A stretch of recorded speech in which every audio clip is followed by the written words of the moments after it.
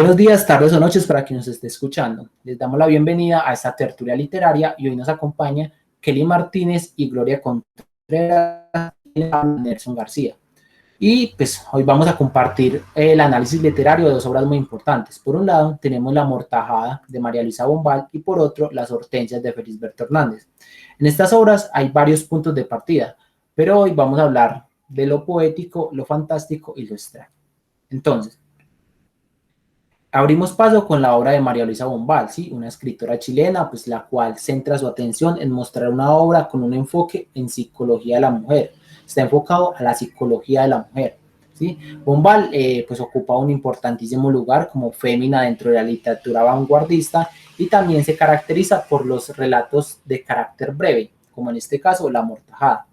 Entonces, lo que hace esta escritora es que nos enseña la capacidad creadora y también la narrativa de cómo la escritora nos muestra el relato, ¿sí? En este caso, un relato que está basado en una temática de la muerte, de lo desconocido y también del afecto de un personaje que habla desde la palidez de su cuerpo amortajado, es decir, una persona que ya no se encuentra entre el mundo de los vivos.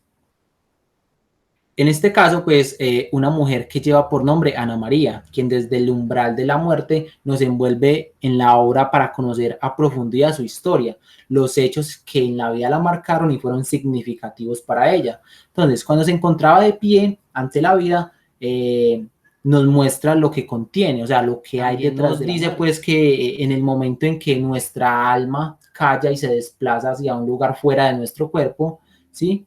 Antes de la total partida de la parte principal que estuvo unida a nosotros tanto tiempo, ¿sí? Apreciamos y descubrimos y pues nos percatamos de lo que sembramos en vida, ¿sí? De quienes realmente nos amaron, nos hirieron y con quienes compartimos los mejores momentos. Pues que al recordarlos desde nuestro lecho de muertos, o sea, o desde nuestro ataúd, por decirlo así, y ver a esas personas con esas miradas en sus rostros y puestas en nosotros, ¿sí? Con sus ojos llorosos, sus mejillas bañadas pues en lágrimas, ¿sí? Lo hacen reflexionar sobre todo aquello sobre todo pues aquello lo que construimos en vida y pues lo que también dejamos de construir, sobre lo que hicimos bien, sobre lo que hicimos mal y pues a mi parecer pues la escritora con esta obra demuestra a todo aquel demuestra que nuestra sociedad que está dentro y pues del individuo como tal, que existe un algo, ¿cierto? Y en ese algo es ciertamente estimulante, ¿sí? Aunque pues es una, por decirlo así, una entidad invisible, ¿cierto? Entonces, eh, nos permite como captar, sentir las sensaciones de la vida, como el amor, el nerviosismo y quizás, ¿cierto? Quizás ante que se siente como dar un primer beso, ¿sí? La amistad, el odio y otras acciones y sentires, la cual lleva por nombre alma. Bueno, en cuanto a la obra de La Amortajada, pues me parece interesante resaltar el tratamiento que se le da a las emociones en la obra y se toca como la parte de lo fantástico, de lo extraño también, lo maravilloso. Y es en esta parte de la forma en que se trata el lenguaje en sí, cómo describen las situaciones, cómo es suficiente el lenguaje para describir lo que va sucediendo con cada uno de los personajes. Y es que no necesitamos de una imagen, porque como comentaba anteriormente, el lenguaje es suficiente para que podamos percibir todo aquello que se describe, ¿cierto? Por otro lado, por ejemplo, encontrar en La Amortajada el hecho de que hay una mujer que yace inerte dentro de su ataúd y empieza a hacer una cantidad de como de repaso sobre su pasado, ¿cierto? Y empieza a aferrarse a él y se da cuenta de todo lo que ha sufrido durante su vida, todas sus decepciones.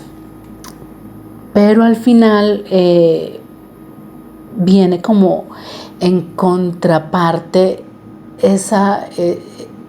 el deshacerse de lo terrenal, de esos sentimientos, de ese rencor, de ese dolor. Entonces, en esta parte que comento, quiero hacer una lectura de un pedacito que hay, y es que dice: en la oscuridad de la cripta tuvo la impresión de que podía al fin moverse, y hubiera podido, en efecto, empujar la tapa del ataúd, levantarse y volver derecha y fría por los caminos hasta el umbral de su casa. Pero, nacidas de su cuerpo, sentía una infinidad de raíces hundirse y esparcirse en la tierra como una pujante telaraña por la que subía temblando. Hasta ella la constante palpitación del universo. Es esa parte maravillosa de hacerse uno con todo, desprenderse de lo terrenal para incorporarse, por llamarlo de alguna forma, a lo celestial. Me pareció muy hermosa esa parte. Para continuar con esta descripción desde lo fantástico, lo extraño y lo poético, podríamos decir que otro de los aspectos interesantes para analizar como aporte a esta tertulia sería aquella relación que se da, esa relación que existe entre la descripción de los espacios en la obra y el estado anímico de los personajes. Aspecto súper importante que se da tanto en esta obra como en las hortensias, que se podría ver a lo largo del desarrollo de esta tertulia. En la amortajada, obviamente la descripción del espacio depende enteramente de Ana María. Y a través de esta descripción se dan dos tipos de espacios que se complementan el uno con el otro, y es, por un lado, un espacio real, por ejemplo, el entierro, y por otro lado, un espacio más interior, más emocional, más mental, que sería la descripción de los recuerdos que va teniendo Ana María pues a lo largo de la obra.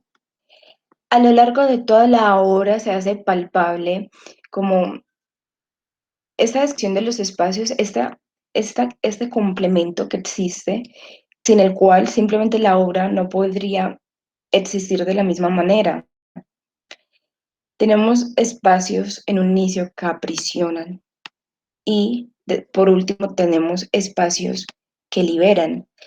Un ejemplo de esto podría ser la simbología de lo que es una casa, ¿sí? Cuando ella se va a vivir con Antonio, esa casa, los muros de esa casa podrían representar seguridad, cierto, pero a su vez también son un signo de como de aprisionamiento, de ahogo. Ana María no es feliz, a pesar de que Antonio quiere lo mejor para ella, cierto, a pesar de que Antonio es como un protector, pero en ese afán de protegerla, lo que está haciendo en realidad es ahogarla, construir más muros de encarcelamiento. Lo contrario que pasaría con los recuerdos que tiene Ana María de la casa de su abuela, ¿cierto? Ella recuerda esta casa como un lugar seguro, como, por decirlo de alguna manera, una zona de confort, donde ella se sentía acogida. Y es que no se trata simplemente de que Ana María esté con un hombre que en realidad no ama, sino que tiene un matiz más profundo, donde su abuela, en la casa de su abuela, se sentía en paz.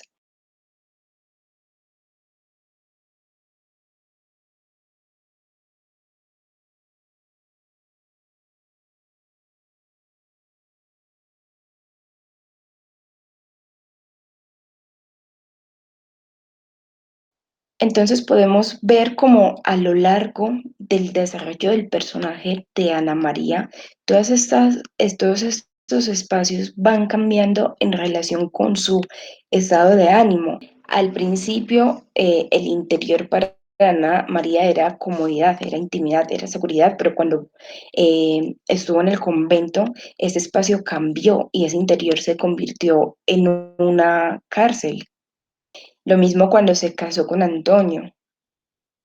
Ese espacio em, pequeño fue finalmente una prisión para ella.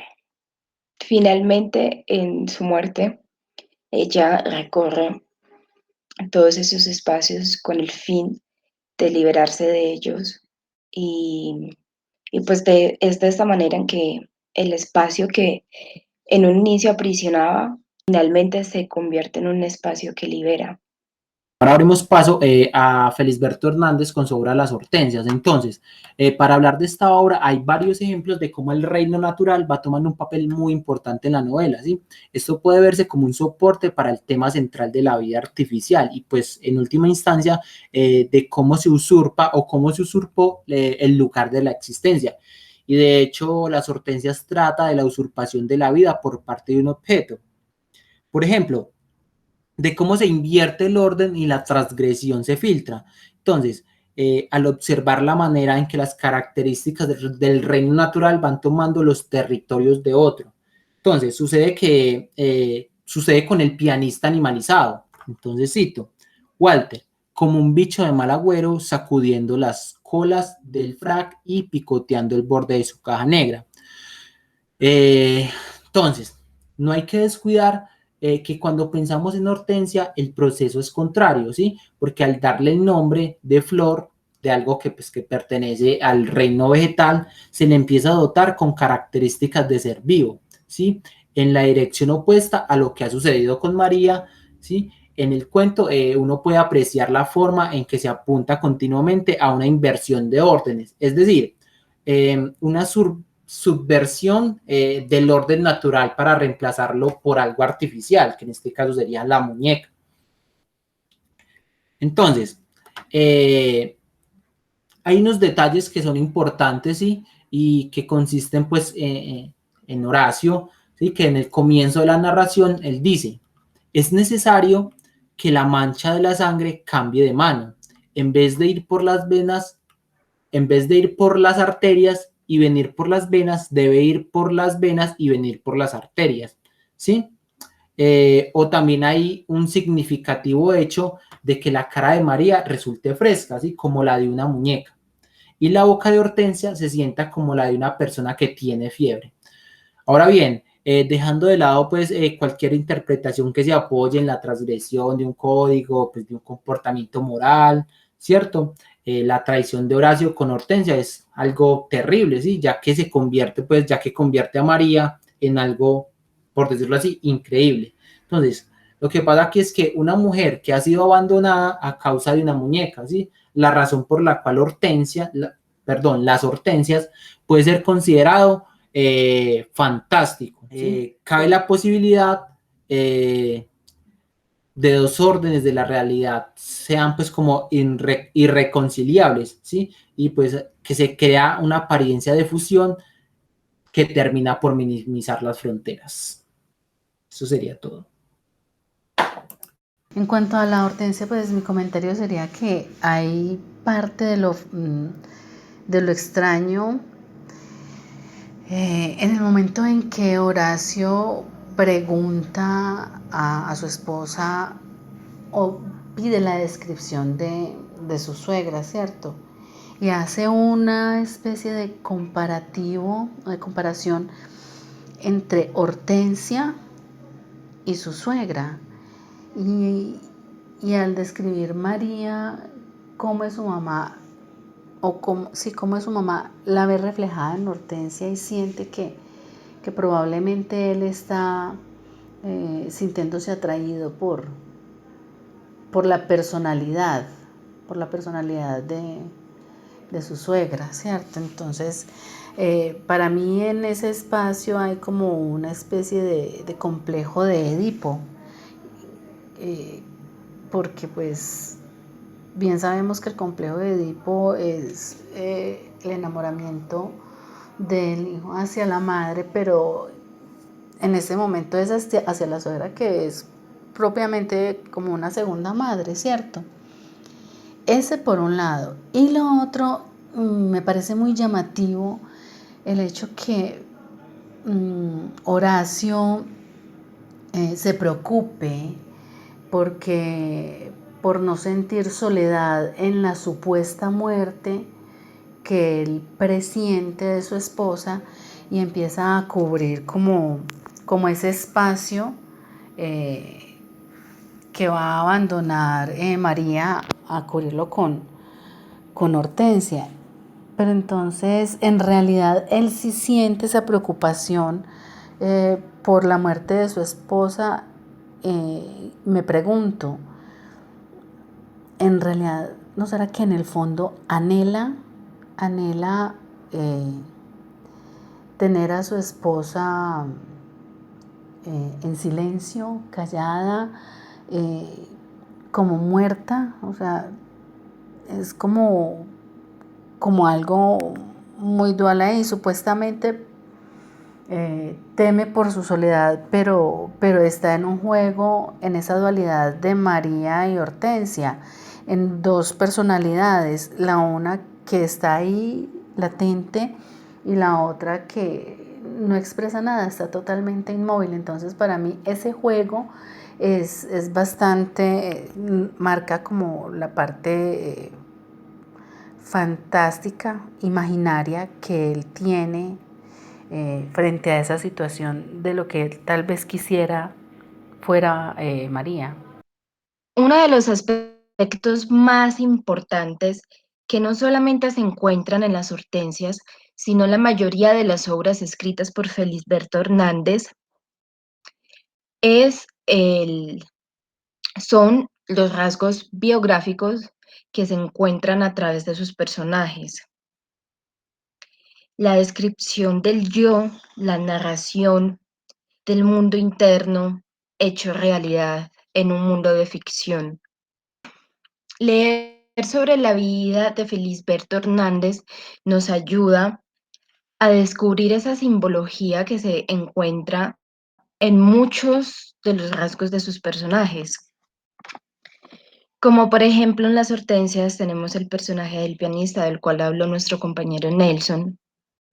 Y en la vida real, Felisberto también era un gran pianista. Felisberto utiliza el lenguaje. Felisberto utiliza el lenguaje como una manera de comprender su propia vida a partir de la que le da a su obra. Gracias a emplear como esta perspectiva donde existe una relación entre el autor creador, entre un nombre exterior y un nombre interior, Felisberto puede llegar a conocer, a analizar y a comprender mejor aspectos sobre su propia vida y sobre su propia persona a través de la creación de sus personajes. No se trata solamente de hablar sobre uno mismo y escribir como un documento biográfico, sino de emplear correctamente ese uso estético del lenguaje para lograr una conciencia creadora. En este aspecto tan maravilloso podríamos encontrar dos personajes, bueno, dos personas distintas